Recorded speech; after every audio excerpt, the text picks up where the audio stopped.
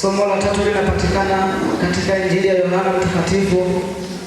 Injili ya Yohana Mtakatifu sura ya 19 kuanzia na kifungu kile cha 19. Somo la tatu linapatikana katika Injili kama ilivyoandika Yohana Mtakatifu sura ya 19 na kifungu kile cha 19.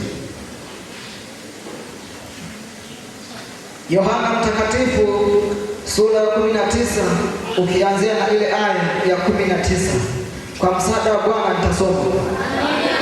Naye Pilato akaandika anwani, akaiweka juu ya msalaba, imeandikwa, Yesu Mnazareti, mfalme wa Wayahudi.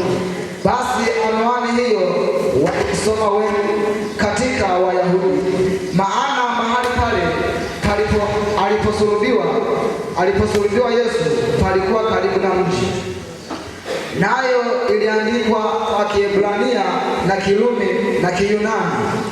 Basi wakuu wa makuhani na Wayahudi wakamwambia Pilato, usiandike mfalme wa Wayahudi, bali ya kwamba yule alisema mimi ni mfalme wa Wayahudi.